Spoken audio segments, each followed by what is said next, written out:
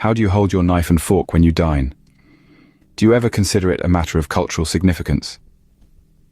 As we traverse the globe, one might notice the subtleties in dining habits, especially between the USA and the UK.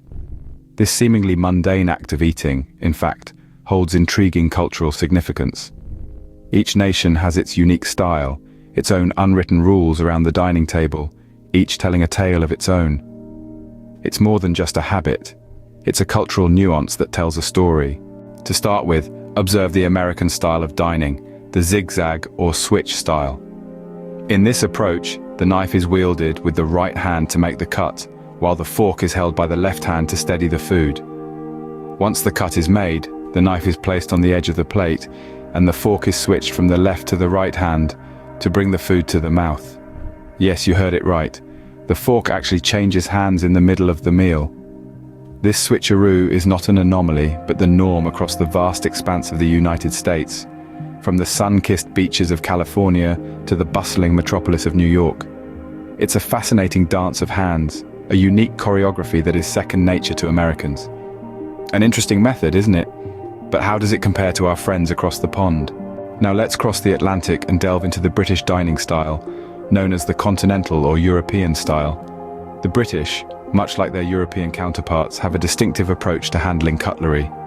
Marvel at the symphony of movements, where the knife and fork dance in tandem, never parting. The fork, held in the left hand, tines facing downwards, is a constant companion, while the knife, in the right hand, cuts and pushes food onto the fork.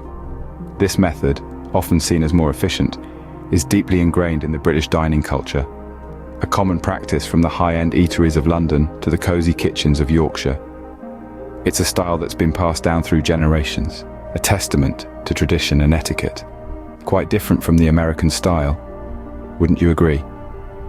But what could be the reason behind this dining divide? To uncover the roots of this dining distinction, we must step back in time. Picture a grand Victorian banquet, where the cutlery array was an intricate roadmap to social status. The dining habits we observe today were not established overnight, but evolved over centuries, heavily influenced by social class and etiquette manuals. In the medieval era, forks were practically non-existent, and knives ruled the roost. But as society progressed, so did its eating tools and manners. By the 19th century, the fork had gained popularity, and with it came a divergence in its usage across the Atlantic. The British, with their penchant for formality, adopted a different style from the more pragmatic Americans. Yet we cannot pin the difference on one singular event or era. As we see, history plays its part, but there's more to the story. The reasons behind these dining disparities are complex, and the next scene will shed light on the intriguing truth. So, what's the real reason behind these differing dining habits?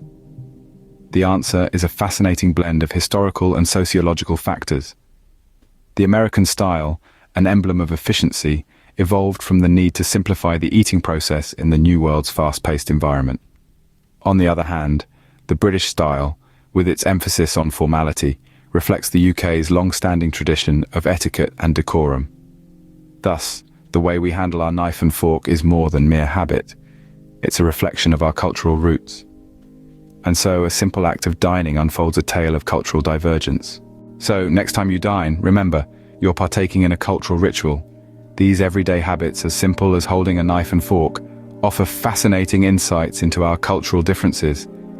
If you enjoyed this culinary journey, subscribe for more content. Bone apple teeth.